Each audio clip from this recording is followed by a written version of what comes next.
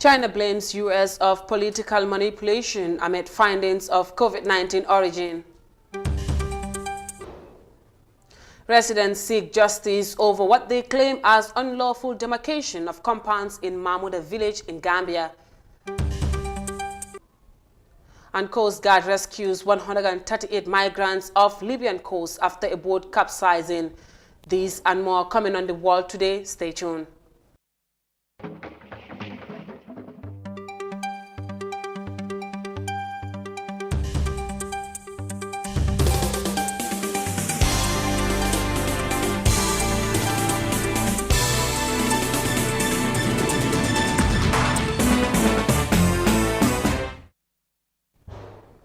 Good evening, you're watching the World Today newscast with me, Sohna Tunkara, and now to our news in detail.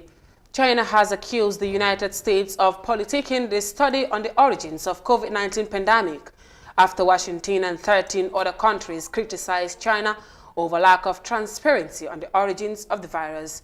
Chinese health ministry and politicking the issue will only affect global cooperation and solidarity against the virus. DCC reports. China has been criticized by the United States and its allies over lack of transparency surrounding the COVID-19 crisis, which was first detected in Wuhan. Many people believe that the novel coronavirus originated from China, but there is no evidence yet to show the exact origin of the virus.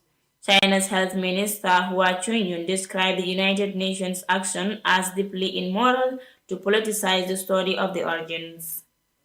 Hua said China has welcomed the WHO experts and U.S. media outlets who visited Wuhan to study the origins of the pandemic.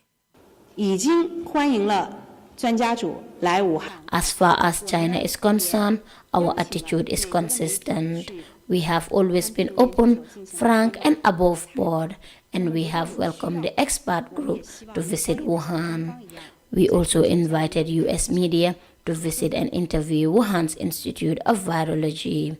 If necessary, we also hope that the U.S. side can show such a candid and cooperative gesture as China did. Join on the line that following the study by WHO experts on the novel coronavirus, no dubious signs have been found concerning the pandemic.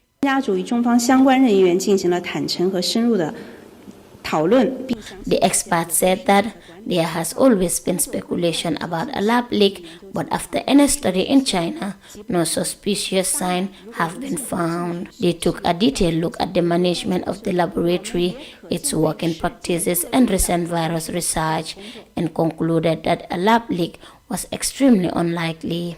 They added that work could be done with laboratories around the world if there is further evidence that the hypothesis needed to be reassessed.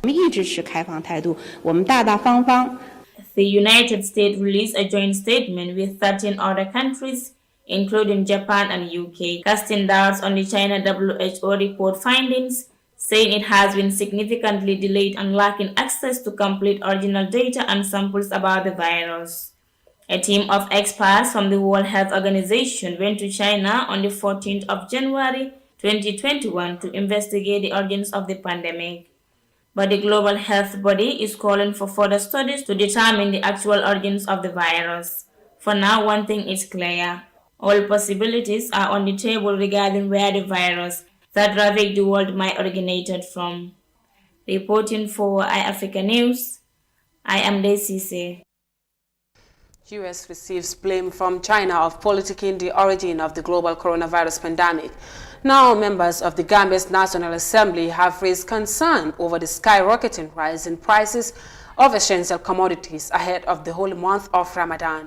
Member for Kiang Central, Honorable Bakari Kamara, who raised the motion on the matter, described the act as unjustifiable and calls on the Ministry of Trade to engage the business community to get to the root causes of the price hikes in the country.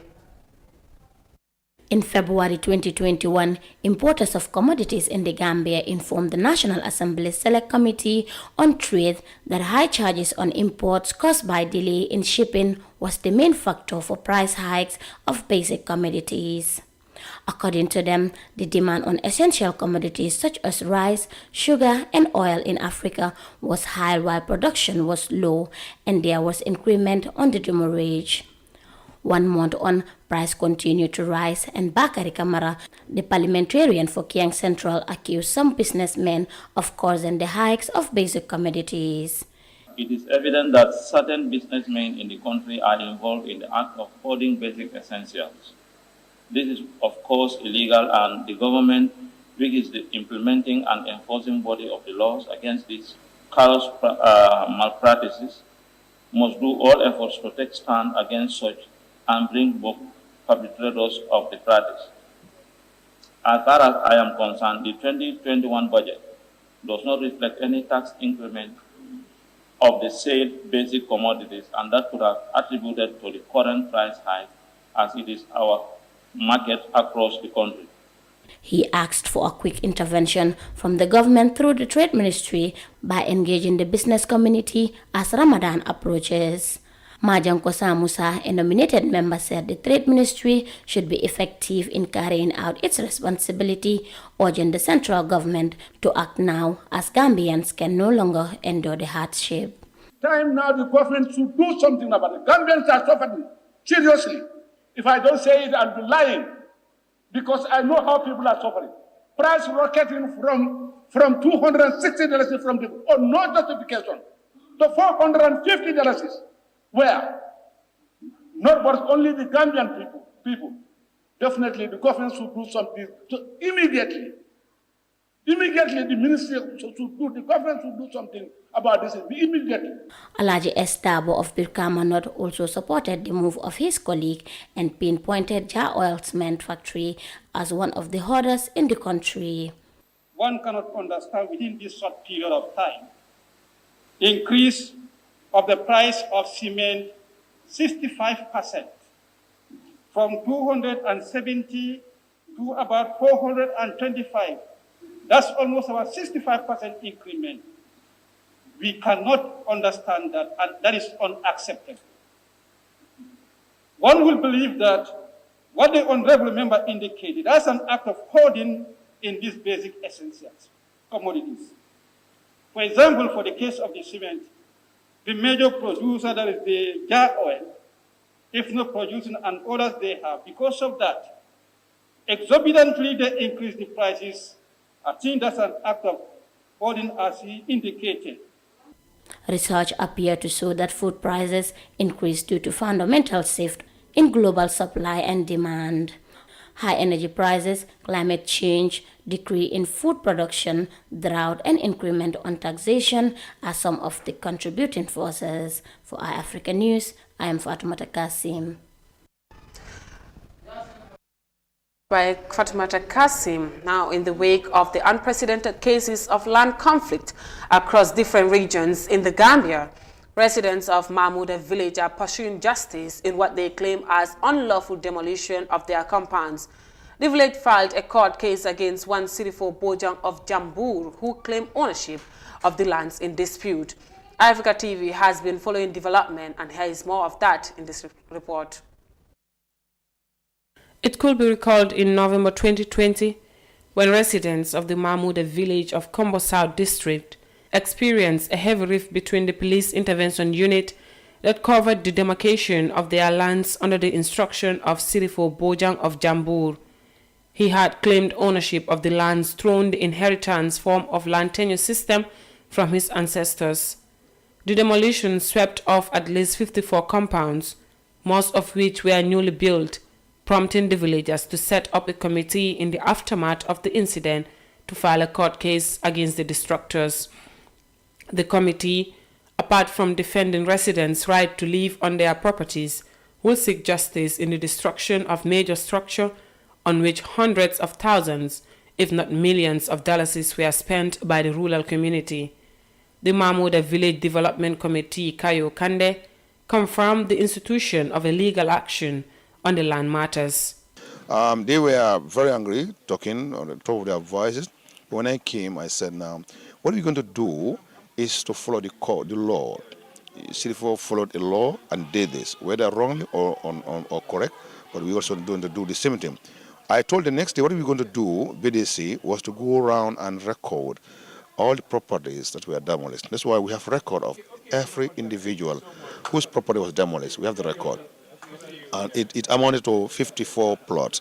Some are the fence, some are houses, some are fence, some are boats and demolished.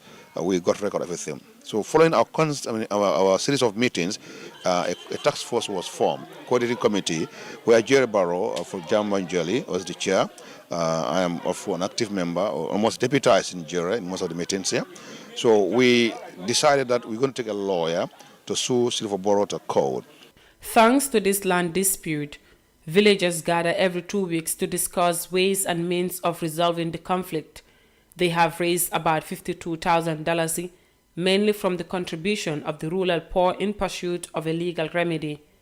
One of the affected victims, Lamin Jata, who took iAfrica to a tour of the affected areas, explained what appears to be a contradiction between the Sheriff Division of the High Court and the physical planning on whether or not to demarcate the lands in question.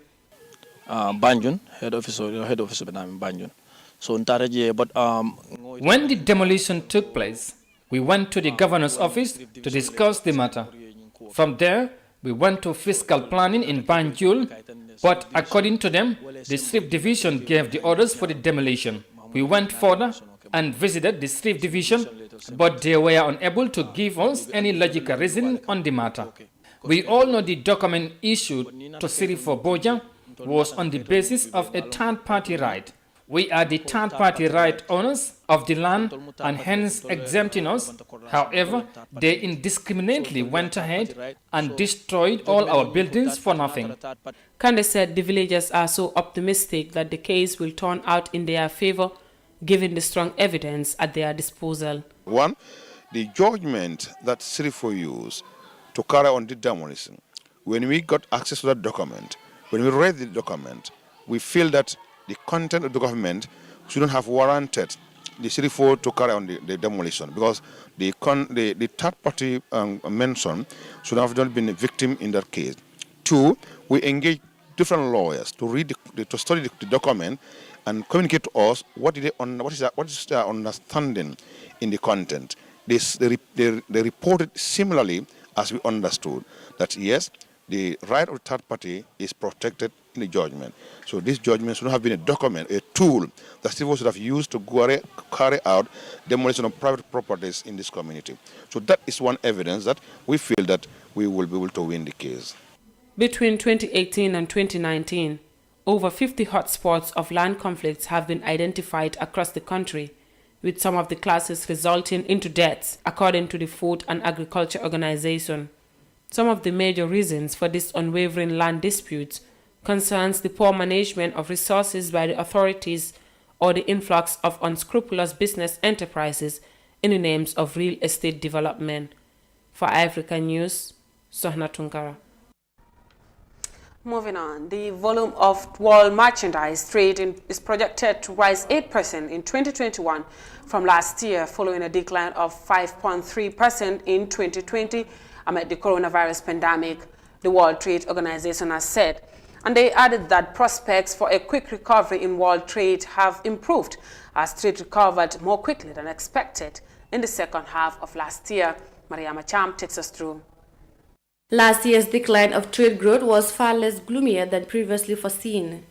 World Trade Organization says the improvement towards the end of 2020 was partly driven by the announcement of new vaccines at the end of November, boosting confidence. Despite current challenges, notably around vaccine trade, the multilateral trading system kept trade flowing and prevented worst possible outcomes.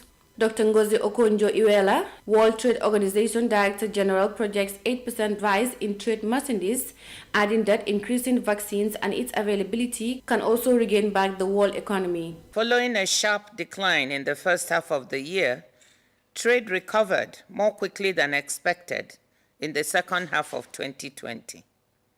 This rebound has continued, and the WTO's baseline trade forecast foresees an 8% increase in the volume of world merchandise trade for 2021. The rapid development of effective vaccines has given the world a realistic chance of stopping this disease in its tracks and jump-starting the world economy at the same time. But this opportunity could be squandered if large numbers of countries and people do not have equal access to vaccines. The Geneva-based international body also forecast the growth of global trade volume to slow to 4% in 2022, falling below the pre-pandemic trend. However, Robert Koopman, World Trade Organization chief economist, believes that trade has improved greatly, adding that trade provides a potential recovery of world's economies. I think it's fairly safe to say that trade has done relatively well.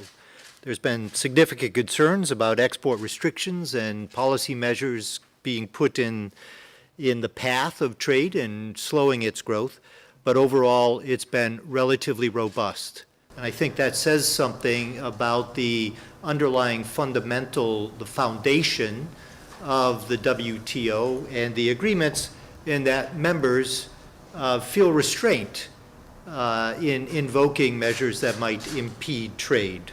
Now, should they feel more restraint? Maybe. That's up to them.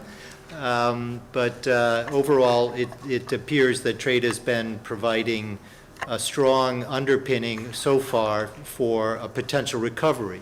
COVID-19 continues to pose the greatest threat to the outlook for trade. New waves of infection could easily further undermine any hope for recovery. But WTO boss says keeping international markets open will be essential to both health and economic recovery. Reporting for iAfrica News, I am Mariama Cham. From the reports by Mariama Cham on the World Trade Organization coming back home, Lamin Kemboj, a former magistrate, told the Truth Commission on Wednesday that the country's 1997 constitution only existed by the name, but was not respected during Jammeh's era. He said instead of the state protecting and defending its citizens, it was on hot pursuit of Gambians, who contradicts the Constitution of the Gambia, Chapter 4, Sections 17, 18, and 21, respectively. Fatmata Kasim has more of that in this report. The 1997 Constitution is the supreme law of the Republic of the Gambia. By the Constitution, all citizens are equal under the law, and the state is expected to protect the rights and liberties of the citizenaries. According to several accounts, these solemn rights were respected and obeyed. Lamin Kemboj, a former magistrate, accused the state during Jammeh's regime of failing its citizens in respect to fulfilling its obligation to the human rights principle of the right to life, liberty, and personal security. This is an issue which is very crucial in the Jammeh era.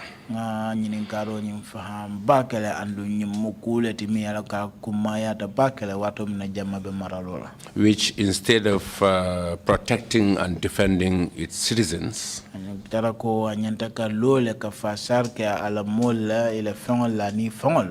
was in hot pursuit of its citizens, to the extent of killing some, maiming some, and sending some into exile.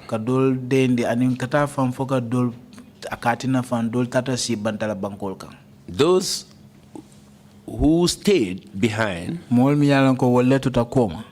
have either to remain silent or dance to the tune of the former regime.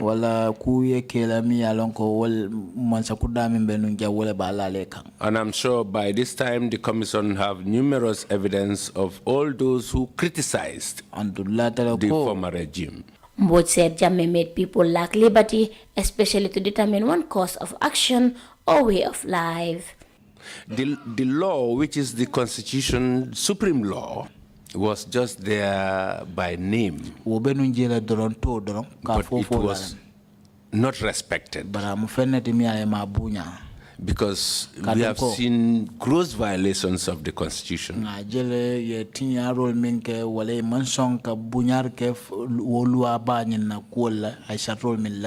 We have seen gross violations of human rights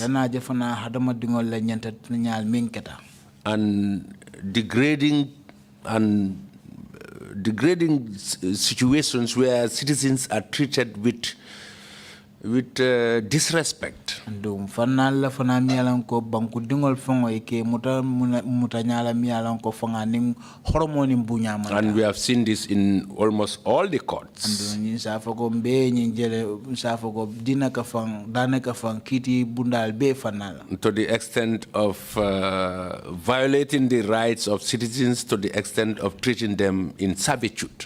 Banku dingol la nyanto tinya fa la bang fanga imana bunya soto e fang. So you have either the option to remain silent or obey or leave the jurisdiction. Approved by national referendum on 8 August 1996, the current constitution took effect on 16 January 1997.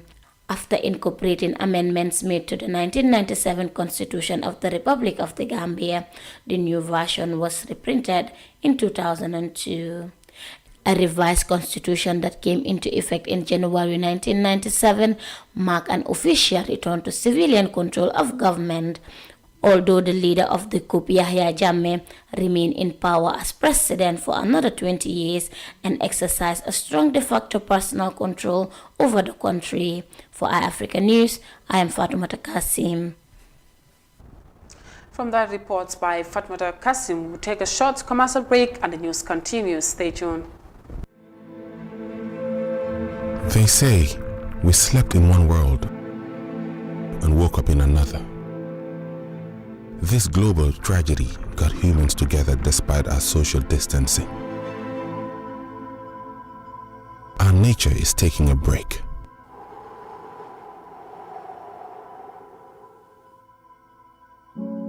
And giving us a wake-up call on what and who truly matters. Look around you. Hold on. Breathe. Count your blessings. Take time for self-renewal, for a better start tomorrow. Soon, life will be back.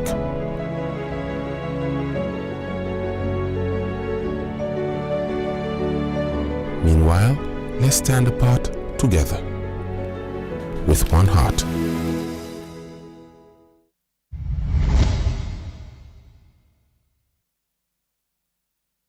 Welcome back. If you're just tuning in, this is the World Today newscast. And now to the rest of our stories. The Libyan Coast Guard has rescued 138 migrants on Wednesday after the boat they were traveling in capsized off the Libyan coast. The rescue migrants include 9 women and 2 children who were attempting to reach European shores, and more than 1,200 migrants and asylum seekers died while crossing the Mediterranean Sea in 2020, according to reports by IOM. The CCA tells us more in this report. Irregular migration continues to be a problem within African sub-region as dozens of Africans cross through the Mediterranean Sea to reach European shores. 138 migrants, including 9 women and 2 children, arrived at the naval base in Tripoli on Wednesday after being rescued at sea by a Libyan Coast Guard. This rescue came a day after 2 women and 3 children drowned when another boat with dozens of migrants overturned off the Libyan coast. The Libyan Coast Guard mostly rescued African migrants, mainly from Cameroon, Sudan and Mali. In Libya, refugees and asylum seekers are not afforded adequate protection due to unclear policies regulating their stay in the country and lack of recognition of their legal status.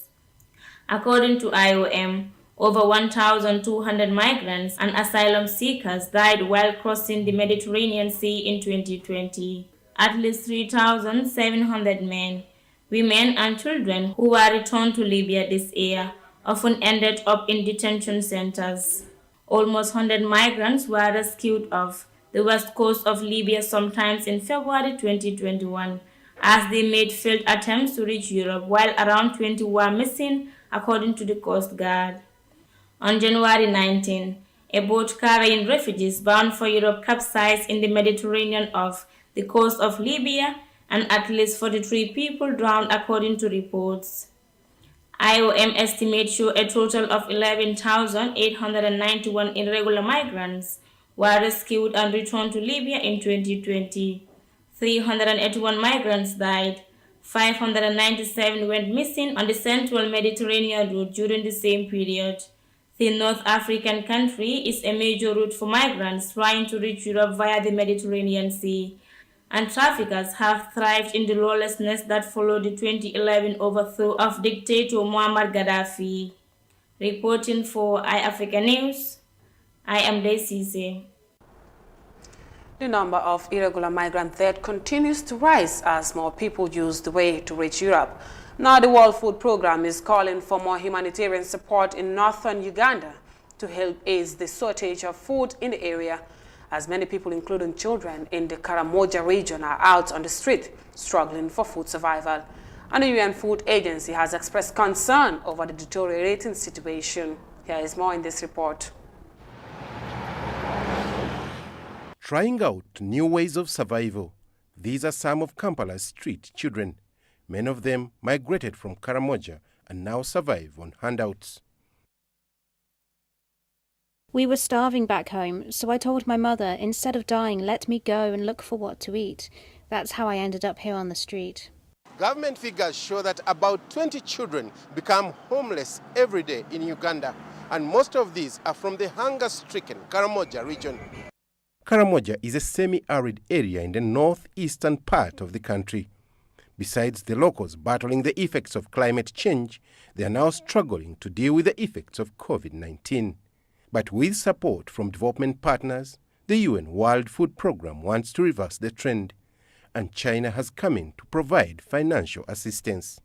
This funding will help us, at least if things are not moving forward, things are not moving backwards.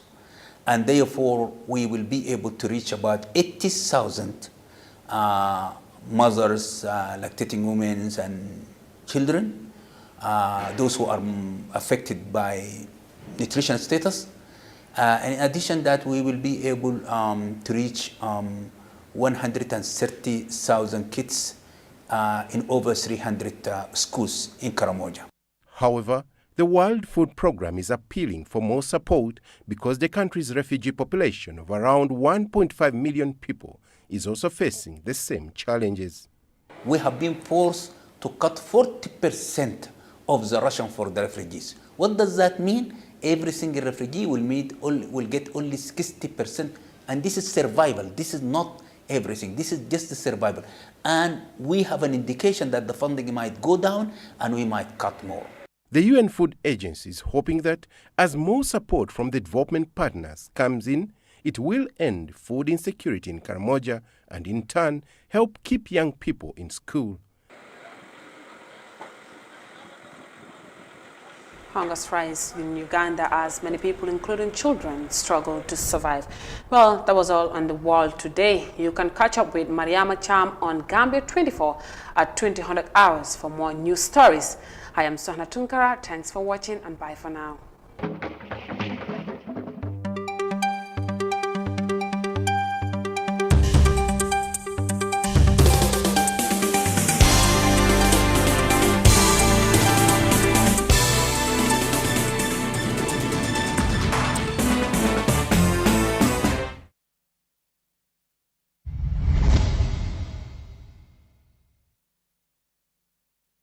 Gambia may be the smallest country in Africa, but